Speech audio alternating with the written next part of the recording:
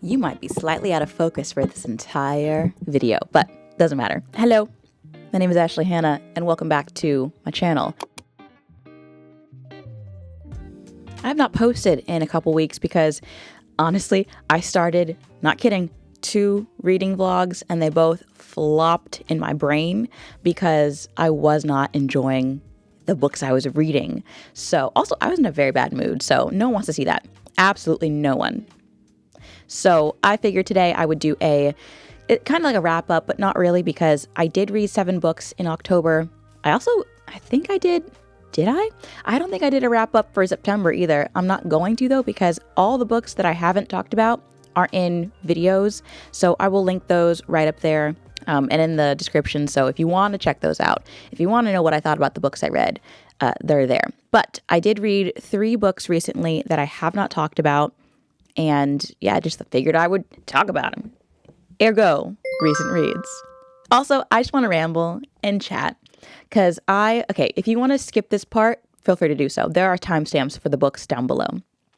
I have found myself in a kick with music and crochet. I started this blanket a while ago, so I just want to update you on the crochet work. My work's in progress, if you will. The temperature blanket, dead. Don't want to talk about it. We're not doing it anymore because it got too unwieldy and it's heavy and I got too far behind. So it's done. We're not doing it anymore. As simple as that. The next blanket I want to talk about is the fact that I'm crocheting not 1, but 2 full-size blankets for my family for Christmas. It was supposed to be a birthday present and then it ended up not being one.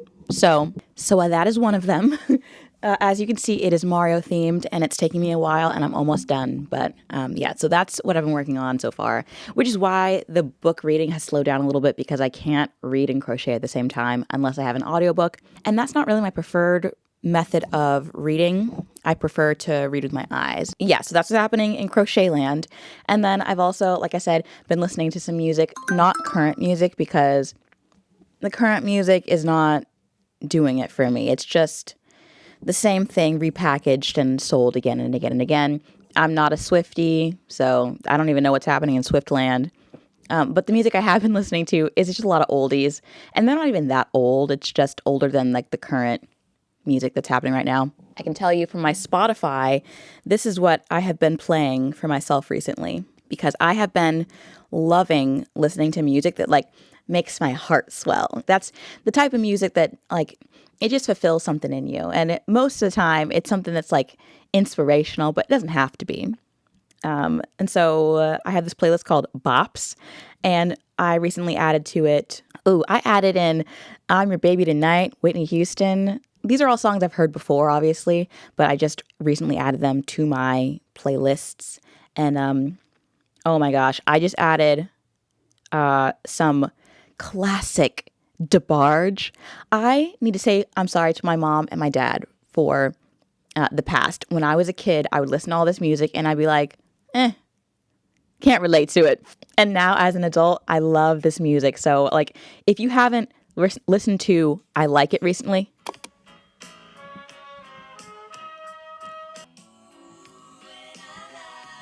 can't play too much of that because of copyright, but yeah, I Like It and All This Love.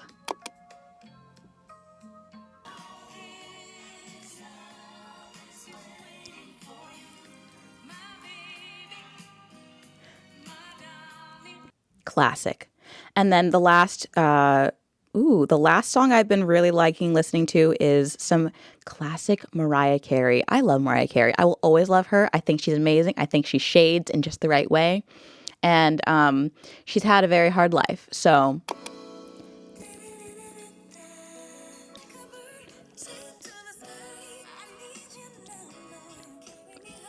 classic. And it's just so great because, there's a good sense of like the Lord and Jesus in that song. And I love it. So if you need some music to listen to uplift you, please listen to DeBarge, Whitney Houston, and Mariah Carey. Thank you. So back to reading. I know you're listening for the reading portion of this video. I read 3 books recently, and also it's the end of October. I'm going to go into November and what I'm trying to read this month and the TBR. So the last two books I read in October, and then the first book I read this month, were all books that I had heard about, and like they had some kind of hype to them. None of them were obscure, shall we say. Every one of those books I loved starting out, and I was like, ooh, this seems so fun and interesting, and I like where it's going.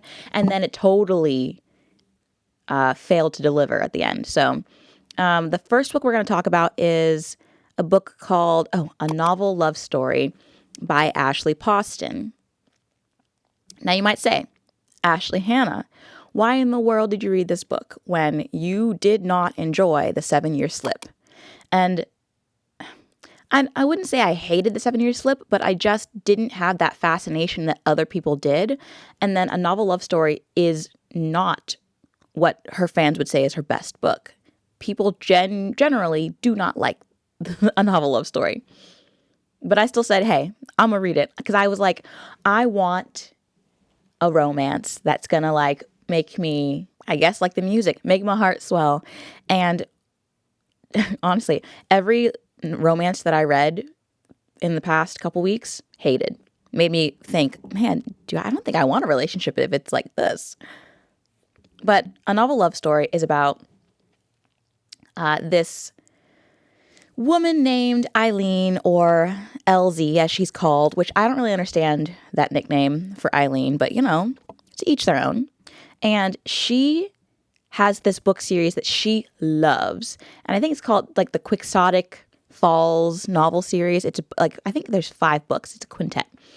And she has a book club she goes to with her best friend Prudence, and they were going to go to this cabin in upstate New York for a weekend, I guess, or a week to have a book club meeting.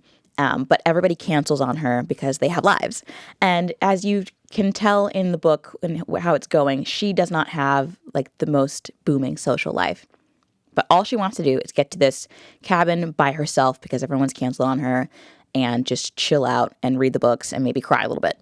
But when she is on her way to this cabin, does her car break? Something happens. She ends up getting lost, basically, and like almost running somebody over in the rain, and then her car malfunctions.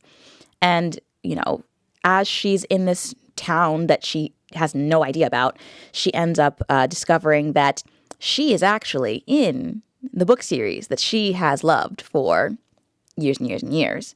And she meets this guy who she can't tell what his deal is. His name is Anderson. You make sure I'm not spoiling things. Yeah, his name is Anders. He's like a really grumpy Gus, and he's quite mad that she's almost run him over with her car, even though he was standing in the rain. She has no idea what his character is because she's convinced that he is in the book as well. And she's like, I don't know this character. I know everyone else. So she ends up getting to know the people in Elorton. That's the town's name. And she ends up like trying to solve their problems. And this book started off so well because, it's the book lover's dream to go into a book, right? And it reminded me of Snow Globe, that movie with Christina Milian. So you can relate to Elsie's love of reading and characters and romance and how she just wants that for herself. And then you do have like her personal life interspliced with this new town and why she wanted to get away desperately from her current life and her problems and her relationship prior. And all of that is great, fine and dandy. But the problem I had with this book is that you end up getting so much of this fictional town and these fictional characters. And since you haven't read the book, I don't know why I'm supposed to care. I just don't. It doesn't make sense to me that Ashley Poston would write so much about these characters and expect you to care about them when it's understandable that Elsie cares, but we don't. And then also the love interest himself, like he just feels like a book character, just plain and simple. Like he doesn't feel anything other than one-dimensional. Like we get the fact that he has like minty green eyes and he's a little broody and he has like a scar. I think he has a scar on his face, but that's about it. I don't really feel like we get enough of our time with him. And then like that weird twist you have with like how he falls into the book. It's, I'm not going to lie, I didn't expect that. Well, did I expect that tie-in? I don't know if I did. I can't remember what past me was feeling. But I can say that I didn't care when we found out what his deal was. I mean, it's pretty much, that's plain and simple. The book just feels like it's a book about a book. That's it.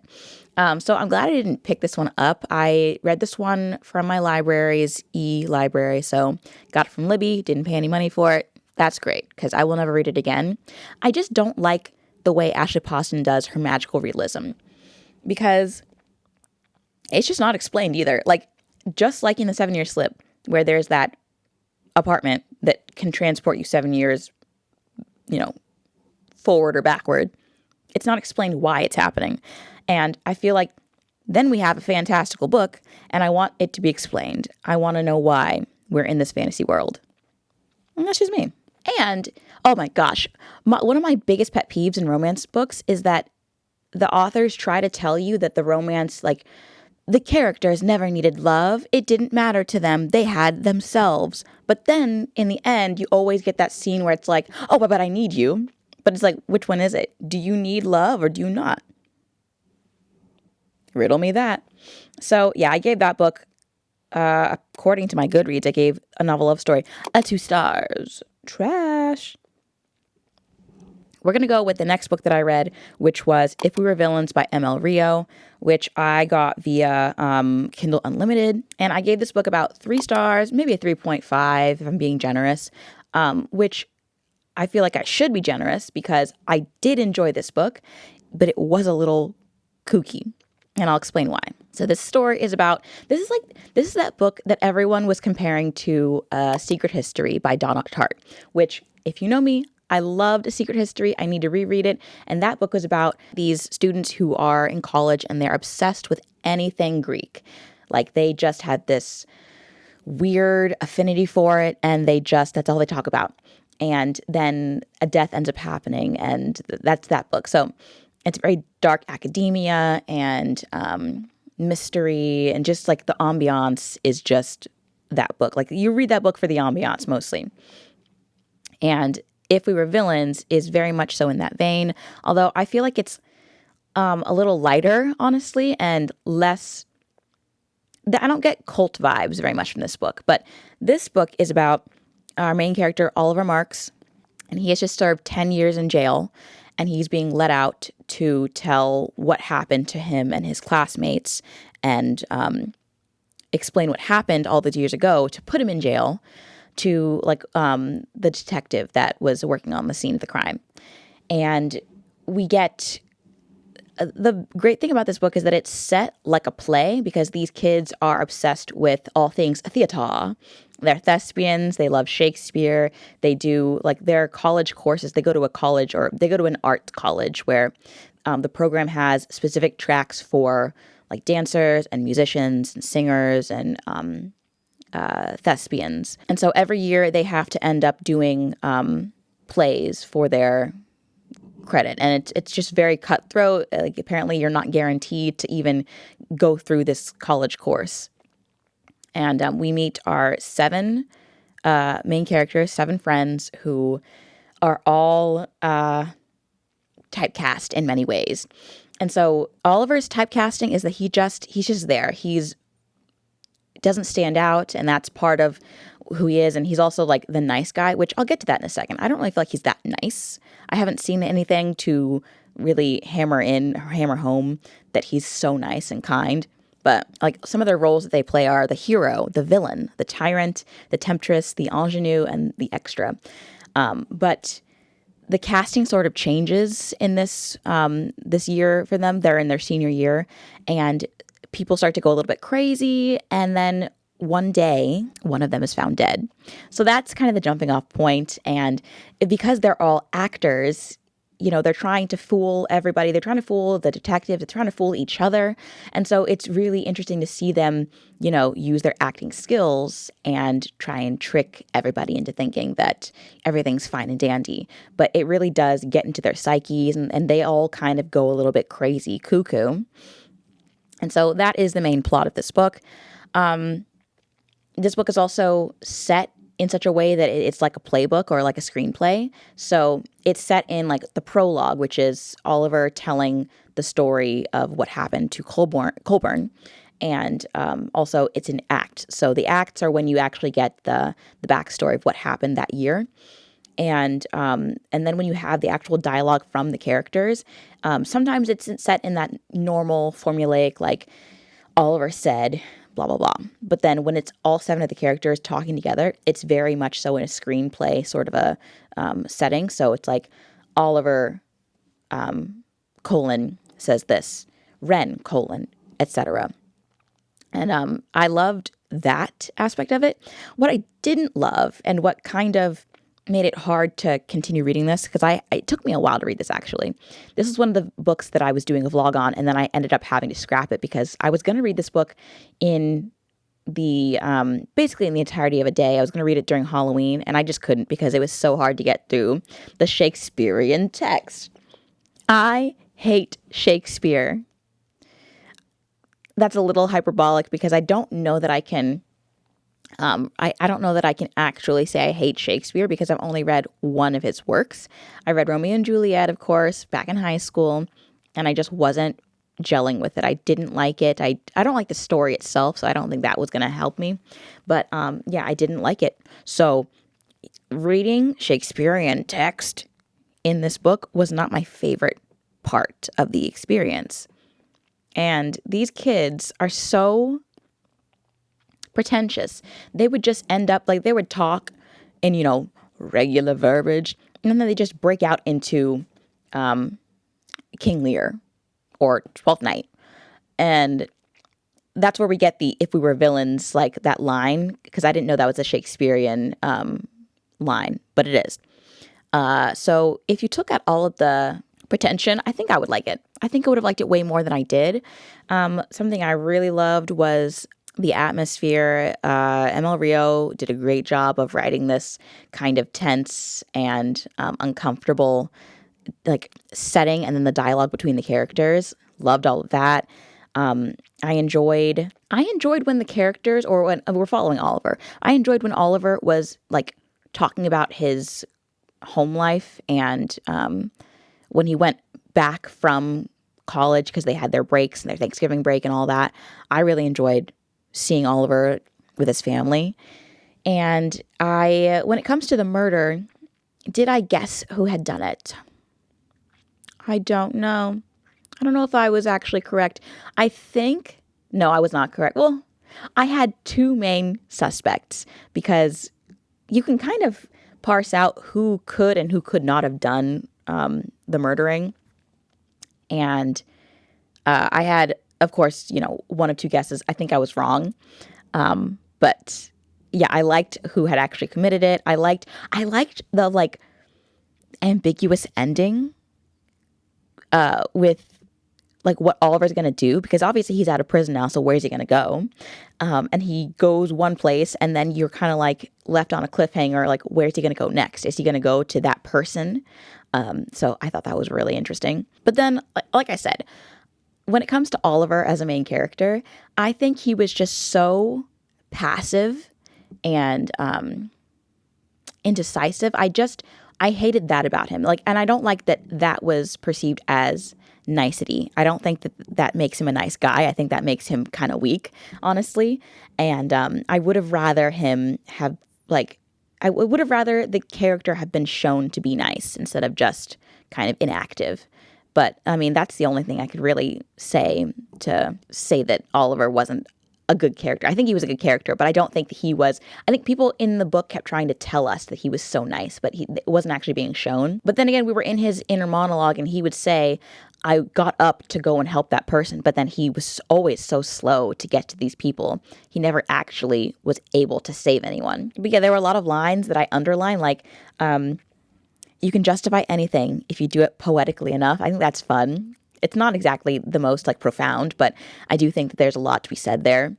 And that like what goes on behind people's minds and how you can, like it says, you can justify anything if you talk about it enough, if you think about it enough, like that was what happened with this death of this character, and the fact that all of these friends were trying to justify it to themselves. So yeah, so I liked the book. I just didn't enjoy reading a majority of it because of these pretentious kids. But I will say that it does introduce you in a very organic way to Shakespeare. And now I think I do need to read King Lear, and I do own that book, so I probably should read it, but I don't know if I'm going to read it anytime soon. Anyway, yeah, so 3.5. Yeah, really enjoyed. And then the next book, the last book that I'm going to talk about in this little wrap up, this little recent reads, is a book that I hated with every fiber of my being, gave it 2 stars, and it was You Again by, who is this by? Kate Goldbeck. And I hated this book because it sullied the name of When Harry Met Sally. It is supposed to be like this retelling, I guess, but gender swapped of When Harry Met Sally, which is an iconic classic, is it 90s or 80s? It's somewhere in that time period, movie featuring Meg Ryan and Billy Crystal. Such a good movie. Watch it, please. I watch it basically every New Year's Eve with my family, and it's a fun time. But this book is about Ari and Josh, who have met in a less than typical way. Their meet cute is very strange. And from there, they end up, they don't hit it off when they first meet, but there's a little bit of tension where it's like, are we going to do anything about this? But no, because they kind of think each other are a-holes. They're like, I don't like the way this person thinks. Because Josh is a chef, or he's trying to be a chef and make it in New York City, who really, he loves monogamy. That's his thing. He is the Sally character. And then that's juxtaposed with Ari, who is this sexually liberated woman who doesn't believe in monogamy and believes that one night stands are the way to go. And she is the Harry of the book. And that's about all I can say about the parallels between the movie and the book, because the movie does things so right in which it's just it benefits from being set in a different time period. This is very 2020s with all of the language, all of the references. There's so many references to pop culture, and just the fact that these characters are they're adults, they're in their late 20s, at least when you get to the end of this book, but they seem so juvenile. And in When Harry Met Sally, the characters seem like adults, and maybe that's because I first watched that movie when I was a kid, so everyone seemed more adult. But I think if I watched it today, I would still think that everyone's just much more mature than these characters.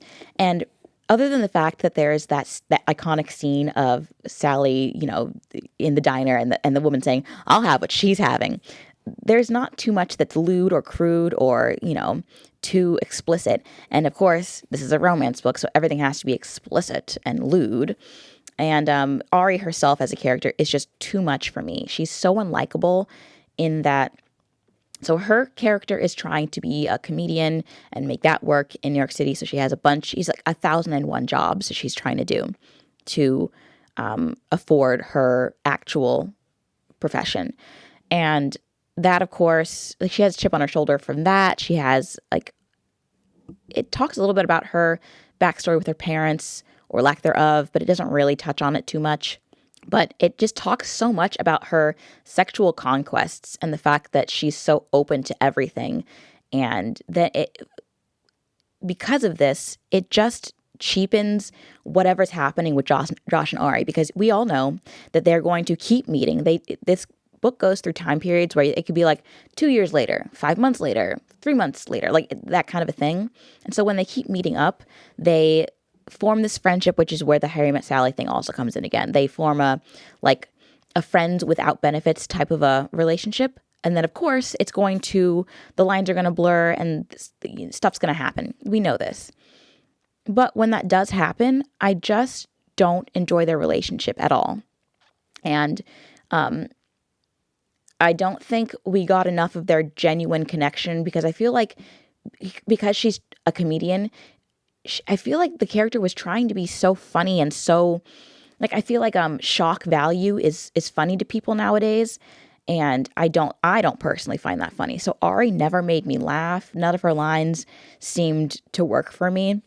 I did enjoy some of what Josh said, and I liked his arc of trying to become a chef, and he is kind of like a nepo baby in the culinary world because his father had this iconic Jewish like delicatessen, and he didn't want to go into that for himself.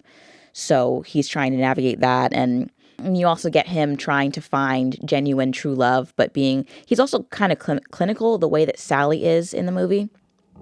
But I just think that when it comes to these characters and these archetypes, I don't think that for me, the guy being the type A clinical, like serial monogamist type in this book works for me. And I really don't think that it worked for Ari to be this player because it just seemed like she was protesting too much, which in the end you find out that of course she is. So yeah, I don't think that this author did it in a way that I enjoyed. Like I said, again, these characters are so unlikable that when they're supposed to, when we're supposed to be pulling for their relationship, I wasn't because of what the things that they said to each other when you have this third act, like misunderstanding. It's not even misunderstanding. They're just saying things. They're just being mean to each other. One character more so than the other. So I just hated their dynamic because I feel like when Harry Met Sally, their relationship was never toxic. I could be wrong. I probably should watch it again, and I will watch it again. But yeah, I don't understand why. That's the thing. I read this book because I saw a booktuber that I watch sometimes. I don't think I follow them. I just think I watch them sometimes. I saw a booktuber that I have sometimes our taste in books crosses. And in this case, it was the fact that this person loves Vari McFarlane novels, and so do I. And she was saying that this book was great, and so I was like, ooh, maybe it'll have the same vibe, but it does not in the slightest. So if you're thinking, that's why you can't really trust other people's taste. You can't go by, oh my gosh, they love this book, so I will love this book. You can't really do that because there's intersections and subsections of literature that doesn't work as a blanket for all people, which of course I knew, but I was like, ooh, maybe I'll like this. So yeah, I didn't like this book. I do not recommend it. I think it's a 2-star trash book, and I wish I hadn't bought it. So, though, that's what I read recently. This has been going on for 30 minutes. Wow, okay. I want to talk quickly about my November TBR. If you can tell, I have a little TBR shelf going right now. I also have a bunch of books that are from Kindle Unlimited / like the library. So the books that I really want to get to this month are like a classic. I really want to get to The Double by Fyodor Dostoevsky. I have really been enjoying reading his literature recently in the past couple of years, and I really want to get to this one. This says, the seemingly ordinary world of St. Petersburg takes on a nightmarish quality in The Double when a government clerk encounters a man who looks exactly like him. His double, perhaps, or possibly the darker side of his own personality. Ooh, okay. So I don't really get a lot from that description. I know that I love reading translated fiction and, more importantly, this author. So I really want to get to this one. And this is actually a bind-up of Notes from Underground and The Double. And I know that I loved Notes from Underground. I read it this past year. Gave it 4 stars. So we're going to read that. I also want to get to... I want to get to a Jason Rekulak book. I picked up The Last One at the Wedding by Jason Rekulak. This is a book about a man named Frank whose daughter is getting married, and they haven't spoken for a while, and so she invites him back into her life, and he learns all about his daughter's future husband, and I guess they're going to go to the wedding. I've only read a couple chapters of this, but I loved Hidden Pictures, and so I think I will love this book as well. And it's a mystery thriller, and that's my wheelhouse. So Looking forward to reading that. It's also on Kindle Unlimited, so we're going to be picking that up. I also found A Feast for Crows on Libby. I don't own this book. This is book 4 in the A Song of Ice and Fire series. Those videos, being very transparent, those videos do very well for me, so it would behoove me to do another one, and I want to know what happens next. I have done videos like dedicated solely to each book in that series so far, so I will do another one, and I need to pick it up because I got it from the library and it will be going back soon. That is, of course, a fantasy about these people vying for the Iron Throne, and everybody wants to rule the land, but only one faction can. So, and then the cliffhanger we left off on in Clash of Kings, I believe it was, or what was the third book? It was Storm of Swords. Loved that book. It was crazy. I mean, the Red Wedding. Okay, and then the next book I want to get to this month, I picked up Frankenstein by Mary Shelley. Don't know why. It's just like a book that's going to be there. If I read it, great. If I don't, that's fine. Again, this is a Kindle Unlimited kind of a dealio. So, yeah. And then there is some like Agatha Christie's I'd love to get to, like Cards on the Table. I just need to pick one of them up. And if you want me to do a video dedicated to trying to solve the murder, which I never do, I have not once solved the murder on camera. I think I get camera shy.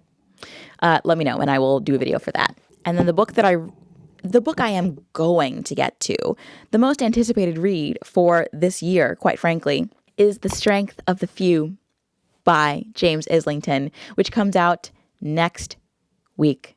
In a mere 7 days, I will have my hands on this sequel to The Will of the Many. This is a fantastical book. Again, I did a video talking about it. I'll link it right there. This is a fantastical book about this like Roman-inspired society where they take the will of the people to use magic. And quite frankly, I've forgotten a lot of details about this book. But what I do know is that I love our main character, and the cliffhanger we left off on book 1. Can't wait. Cannot wait. So, yeah, thanks for watching this video. I think I rambled and I don't think I got to half the things I wanted to talk about, but I enjoyed filming it. So if you enjoyed this video, go ahead and give it a like, subscribe to my channel.